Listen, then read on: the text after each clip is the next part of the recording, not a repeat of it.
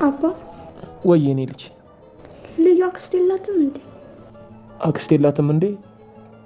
ምን አይነት ጥያቄ ነው ይሄ ደግሞ? ለምን ጠየቅሽ? ቅድም አክስቷን አስተዋውቃኝ ነበር። ብታይ አባ እንዴት ደስ እንደምትል ስታሳዝን። እናንተ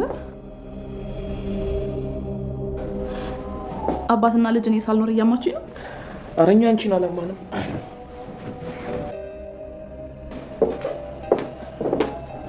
እንዴ ታዲያ እኔ ስመጣ ነው እንደምትሄደው? ልጃችንን እቅፍ አድርገለት ጠንበል እንጂ። መሄድ አለብኝ። ማርኮ መጥቷል?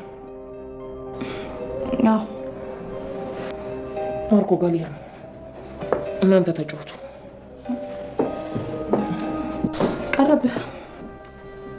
እኔ ከልጄ ጋር ጥሩ ጊዜ አሳልፋለሁ።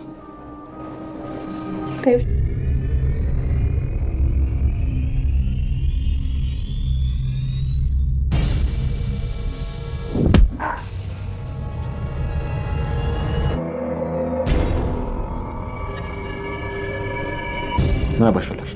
እህቴን ለቀካት? አልፈቷት። ለምን? ምን እያዘዝከኝን አድርጊያለሁ። ለምንድን ነው ያለቀካት? ምን አትንጂ ድንቢት? እንዴት ነው የሚያደርግሽ? ማርኮ ቤቱን ባለው ዋጋ ገዥ ተገኘ እኮ። አንተ ውሻ! ማርኮ እንዴት ታደርጋለህ? ምን እያደረክ ነው? አታድርገኝ ማርኮ። ሳቤላ ለረጅም ዓመታት ስትናፍቃት የነበረችው እናቷ ወደ ቤቷ ተመለሰች። ማርዲያ ከቤተሰቡ ርቃ የጠፋችው የካንሰር ታማሚ ስለሆነች የምትወዳቸው ቤተሰቦች በሷ ህመም ሞቷን በመጠባበቅ እንዳይጨናነቁና እንዳይሰቃዩ የደስታ ህይወት ይገባቸዋል ብላ እንደጠፋች ለልዩ ተናገረች።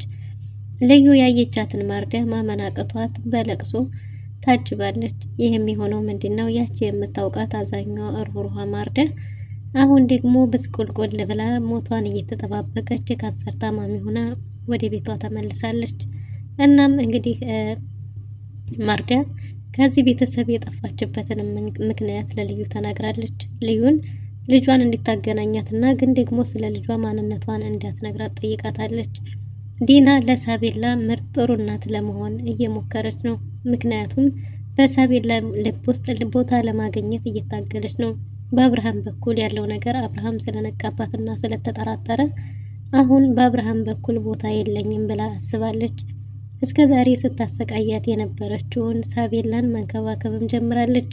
የማርዲያ እህትም ሰተት ብላም ቤት ድረስ መታለች። አብርሃምንም በእህቴ ቤት ምን ልታረግ እዚህ ድረስ መጣ ብላለች።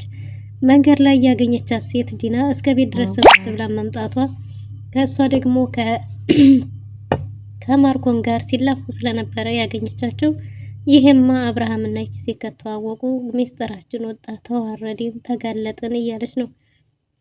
ዶክተር ርብቃም አንድ ሀሳብ ለአብርሃም አምጥታለች። አብርሃምን ስለ ዲና እርግዝና ክትትል እንዲኖርና ምርመራ ማድረግ እንዳለባትም ጭምር። ዲና አሁን እኮ ልጄን ሳቤላን መዝናኛ ይዤ ልወጣ ስለሆነ አልችልም ብላ ነበር። አይ በጭራሽ እንደዛ አይሆንም፣ ከመዝናኛ በፊት የአንቺ ጤንነትና የህፃኑ ጤንነት ይቀድማልና መጀመሪያ ሕክምናና ክትትል ማድረግ አለብሽ ብላ ይዘዋታል።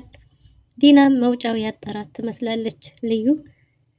ልዩም ወደዛ ቤት በድጋሚ የመመለስ እድል የሰጣት አብርሃም ቢሆንም አሁንም ከቤት ወጥታ ስትመለስ ዳግመኛ ደግሞ በእኔ ላይ ምን እያሴርች ነው ብሏል።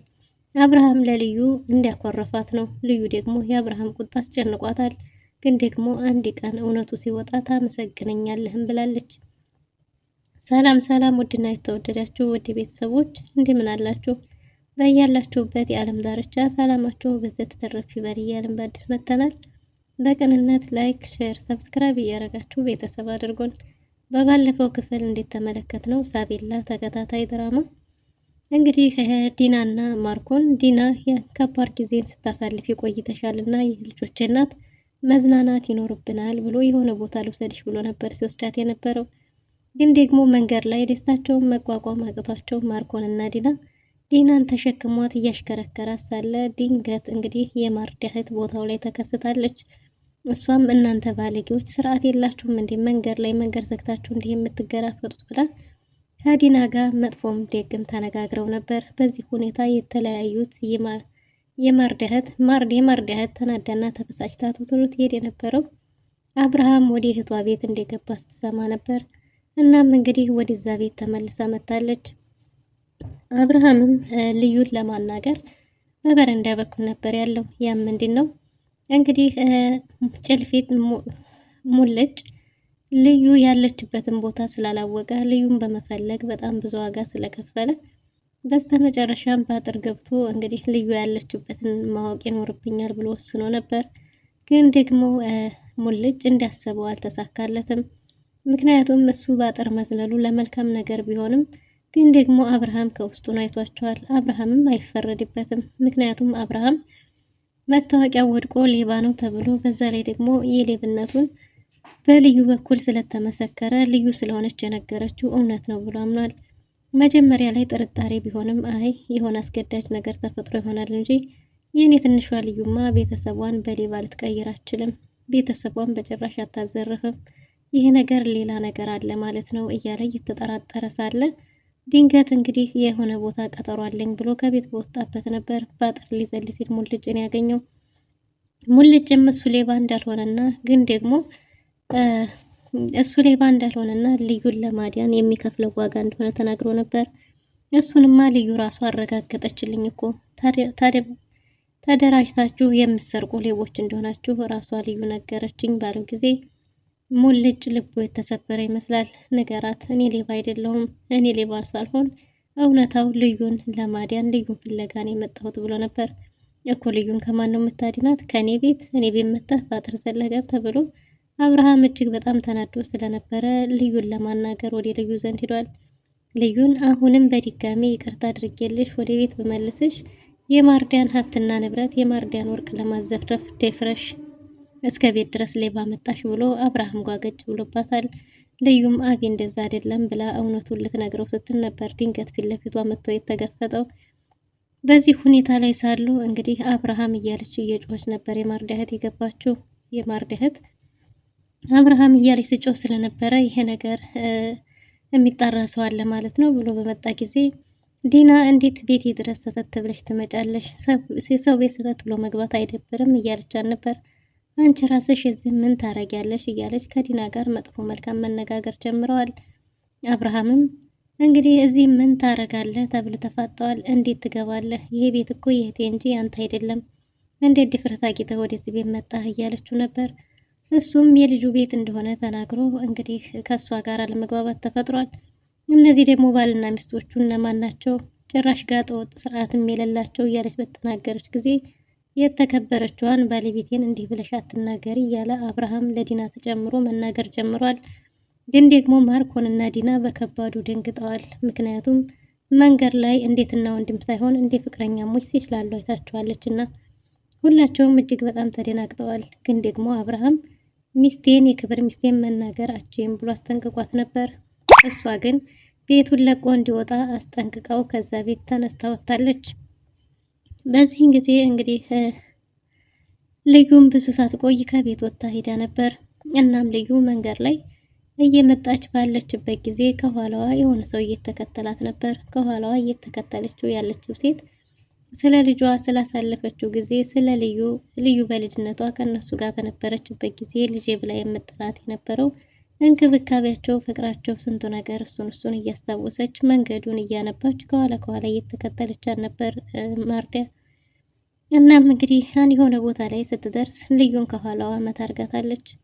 ልዩም ዘወር ብላ ስታናግራት የኔ ቆንጆ ምናምን ብላ ስታናግራት ከሰው ጋር ተመሳስዬብሽ ነው እንዴ ብላት ነበር። ምክንያቱም ልዩ ማርዲያ ተበሰቋቁላ ስለነበረ ልታውቃት አልቻለችም። እናም በዚህን ጊዜ እንግዲህ የኔ ልዩ እያለቻት ነበር። እንዴ ልዩ ነው ያልሽው? ታውቂኛለሽ? ከሰው ጋር ተመሳስዬብሽ ነው እያለቻት ነበር። አይ አይደለም ብላ የለበሰችውን ስትገለጥ ማርዲያ እንደሆነች ስታውቅ ልዩ ያየችውን ማመን አቅቷታል። በከባዱም ታከፍታለች፣ አዝናለች፣ እያለቀሰች ነበር። ማርዲያ የኔ ማርዲያ ምንድነው እንደዚህ ያረገሽ? ምንድነው እንደዚህ ያበሳቆለሽ? እያለቻት ነበር። ማርዲያም እንግዲህ የኔ ልዩ የኔ ትንሽ ልዩ እንዴት ነው ያደግሽው? ምን ጊዜ ነው እንደዚህ ትልቅ ሴት የሆንሽው? ያኔ እኮ ትንሽዬ ነበርሽ እያለች አንገት ለአንገት ተያይዘው መላቀስ ተጀምረዋል። ማርዲያም በከባዱ እያለቀሰች ነው። ልዩም በጣም አዝናለች። ያቸው የምታውቃት ልዕልቷ ማርዳ ብስቁልቁል ብላ ከሰው ደረጃ ወጥታለች። እና ምን ሆነሽ ነው? ምንድን ነው እንደዚህ ያደረገሽ ብላት ነበር። የሆነ ቦታ ቁጭ እንበል እናውራ ተባብለው ቁጭ ካለች በኋላ እንደዚህ ያደረጋት የካንሰር ህመም ታማሚ እንደሆነችና ከመጀመሪያውም ቤቱን ለቃ እንድትወጣ ያደረጋት የእሷን ስቃይ የእሷን ሞት ሲጠባበቁ አብርሃምና ሳቤላ ደስታቸውን እንዳይነጠቁ ጠፍታለች ብለው ሁልጊዜም ተስፋ እያረጉ እንዲኖሩ በማሰብ እንደሆነ ተናግራለች። እንዴት ለነሱ ብለሽ ህመምሽን ካልታመሙልሽ፣ ስቃይሽን ካልተሰቃዩልሽ ቤተሰብ ለምንድን ነው? እንዴት እንደዚህ ታደርጊያለሽ? ለምን ጭንቅሽን አልተካፈልንሽም? ለምን መከራሽን አልተካፈልንሽም? አንቺ ለምን ብቻሽን ብላ ነበር ልዩ። ማርዳ ግን በጭራሽ በኔ ማዘን በኔ መከፋት አብይ ሲያዝን ሲከፋ የኔ ሞት ሲጠባበቅ ማየት አልፈልግም። እርግቤን ብትሆን እንደዛው። ልጄ እንዴት ናት አደገች ወይ ብላ ጠይቃ ነበር። ልዩም ልጇ ትልቅ ሴት እንደሆነችላት እንዳደገችላት ነግራታለች። አቢስ አገባ ወይ ብላ ጠይቃ ነበር። አቢም እንዲያገባ ነግራታለች። እንደኔ ቆንጆ ከኔ በልጣለች ቆንጆ ናት ብላ ጠይቃ ነበር። ልዩም አንቺ ጋርስ እንኳን የእግርሽን ምጣቢ አታክልም፣ ግን ደግሞ አቢ አግብቷል ስትል እሰይ እንኳን አገባ ደስተኛ ኑሮ ይገባዋል እያለች ነበር። አብርሃም ከሷ ከማርዳ የበለጠ እየተሰቃየ እንደው አልገባትም። እናሷም ከዛ ቤት ለቃ የወጣችው የሞት ቀጠሮዋ ሲነገራት የተሰጣት ጊዜ ደርሶ ስለነበረ የሷን ሞት ሲጠባበቁ በጭንቀት ማየት እንደማትፈልግ ሞትን ለመጋፈጥ እንደሆነ ከዚያ የወጣችው ግን ደግሞ እንደጠበቀችው ሞት ቀላል እንዳልሆነ ተናግራለች። በቃ አሁን ወደ ቤታችን እንሄድ ብላት ነበር። ያኔ እንደዛ አምሮብኝ ከቤት ወጥቼ አሁን እንደዚህ ተበሰቋቁዬማ ወደ ቤት አልመለስም እያለች ነው።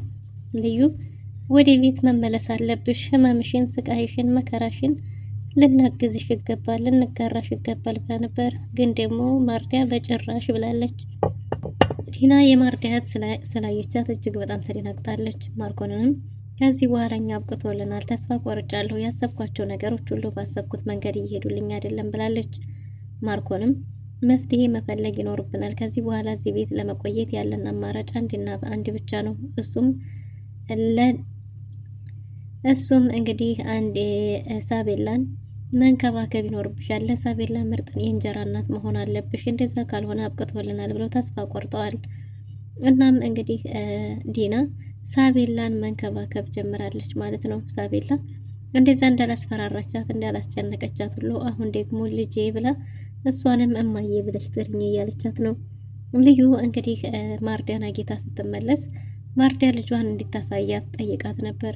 እሷም እሺ ብላ ሳቤላን ለመውሰድ ወደ ቤት በመጣች ጊዜ ሳቤላና ዲና እየተጫወቱ ነበር። እናም በዚህን ጊዜ ሳቤላን ደስተኛ ሆና አይታታለች። ግን ደግሞ ልዩ የዲና ለሳቤላ እንደዚህ መልካም መሆን ጥሩ ሆኖ ስላልታያት ደግሞ ምን አስበሽ ይሆን ምን ወጥመድ እያዘጋጀሽ ይሆን የሚለው ነገር እጅግ በጣም አስጨንቋታል። እናም እንግዲህ ልዩ ሳቤላን እፈልጋታለሁ ብትልም ልጄ ዛሬ ጊዜ ከኔ ጋር ነው ማሳለፍ ያለባት፣ ዛሬ አባቷን ቢሆን እንኳን ከኔ ሊቀማኝ አልፈልግም ብላለች።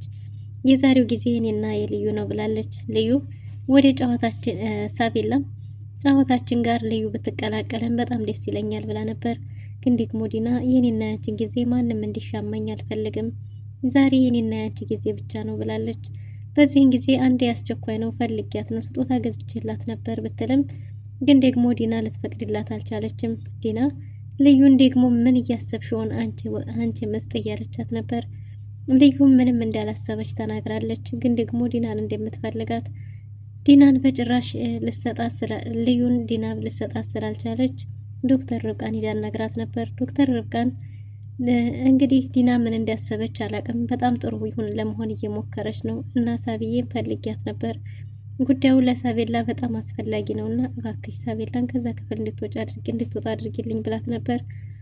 ግን ደግሞ ዶክተር ርብቃ ልዩን አንቺን ችግር ውስጥ የሚከት ነገር ምንም ነገር ማድረግ አልፈልግም፣ ሚስጥሩን የምትነግሪኝ ከሆነ ብቻ ነው ላግዝሽ የምችለው ብላት ነበር። እሷም ሚስጥሩን በጭራሽ ልትነግራት እንደማትችል ተናግራለች። ይሄን ልነግርሽ አልችልም፣ ይሄ ለሳቤላ በጣም አስፈላጊ በህይወቷ ትልቅ ቦታ ያለው ነገር ነው ብላት ነበር። ግን ደግሞ ካልነገርሽኝ ልረዳሽ አልችልም ብላት ነበር። አመሰግናለሁ፣ ግን ደግሞ ይሄን ልነግርሽ አልችልም፣ ይሄ ሚስጥር ነው ባለች ጊዜ ዶክተር ርብቃም እንዴ ከኔ ልትደብቂኝ ነው እንዴ ብላት ነበር። ከኔ ሚስጥር መደበቅ ፈለግሽ ባለቻትም ጊዜ አይ እንደሱ አይደለም፣ ግን ደግሞ ለልዩ በጣም ትልቅ ነገር ነው ብላት ነበር። በዚህን ጊዜም እንግዲህ ዶክተር ርብቃ አብርሃም ጋር ሆና ዲናን ሊያናግሯት ተስማምተዋል ማለት ነው። ለዲና በደወለላት ጊዜ ዲና የሳቤላን ጸጉሯን አስተካክላ ልብሷን ቀይራ ተያይዘው ሊወጡ ነበር። በዛን ጊዜ ሲደወል ስልኩን ስታነሳ አሁኑኑ ፈልግሻለሁ ብሏት ነበር እና እሷም እንግዲህ ሳቤላን ይቅርታ ጠይቃ ወደ አብርሃም ዘንድ ሄዳለች። አብርሃምን ልጄ ሳቤላን መዝናኛ ይዣት ልወጣ ነበረ፣ ስለዚህ ስለቀጠርኳት ከቀረው ይደብራታል መሄድ ያለብኝ ባለች ጊዜም አብርሃም በጣም ደስ ይላል ብሎ ፈገግ ብሏል። ግን ደግሞ ቢሆንም አንቺ ነፍሰ ጡር ነሽ፣ መዝናኛ አትሄጂም፣ ከመዝናኛ በፊት ስለ እርግዝናው አንዳንድ ነገር መነጋገር ይኖርብናል ብለው ድንገት ያነሱት ሀሳብ አስደንግጧታል። አዎ ዶክተር እውነቷን ነው፣ መዝናኛው ነገም ቢሆን ይደርሳል። ግዴታ ከመዝናኛው በፊት ስለ ሆድሽ ውስጥ ስላለው ጽንስ መነጋገር ይኖርብናል ብለዋል። እናም በዚህን ጊዜ ዲና በጣም ተደናግጣለች። ምን እያሰብሽ ይሆን እያለች ነው። እናም ዲና አይ ሳቢ እየጠበቀችኝ ነው፣ አሁኑን መሄድ ይኖርብኛል፣ አሁኑን ቶሎ አናግሩኝና ስንት ሰዓት ይፈጃል ብትልም 2 ሰዓት ወይም ከዛ በላይ፣ ስለዚህ መጀመሪያ ስለ ጽንሱ መነጋገር ይኖርብናል፣ ስለ መዝናኛው ነገም ቢሆን ይደርሳል ብላለች።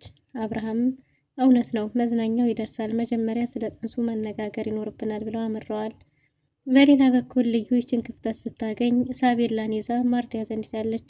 ማርዲያ በፊት ያሳለፈችውን ሁሉ እያስታወሰች እያነባች ነው። ልዩና ሳቤላ ሲቀሩባትም ምን ገጥሟቸው ይሆን የሚለው ነገር አስጨንቋታል። ግን ደግሞ ከብዙ መጠበቅ በኋላ ሳቤላና ማርዲያ ተገናኝተዋል። ሳቤላ እናቷ እንደሆነች አታውቅም፣ የልዩ አክስት ነኝ ብላታለች። ተናንቀው ማርዲያ ማልቀስ ማንባት ጀምራለች። ማርዲያም እሷን የመሰለች ልጅ እንዳለቻት እየተናገረች ግን ደግሞ ልጇ ሌላ ቦታ እንደሆነችና እንደናፈቀቻት እየነገረቻት ነበር። ሳቤላም ደግሞ ልጇን እስከምታገኝ ድረስ እንደ ልጇ መጥራትም ልጄ ማለትም እንደ ልጇ እንድትንከባከባትም ቃል ገብታላታለች። ማርዲያም አብራ እያለቀሰች ነው። ልዩም እንግዲህ እዛው እነሱን እያየች እያለቀሰች ነበር። በጣም ተያይዘው እየተላቀሱ ነው። በሌላ በኩል እንግዲህ ሳቤላ እሷም እናቷ እንደምትናፍቃት ተናግራለች። የኔም እናት እንዳንቺ ተወደኝ ይሆን የሚል ጥያቄም ጠይቃ ነበር። ማርዲያም እናትሽ በጣም ተወድሻለች ባለቻት ጊዜ ታውቂያታለሽ ወይ የሚል ጥያቄ አንስታለች።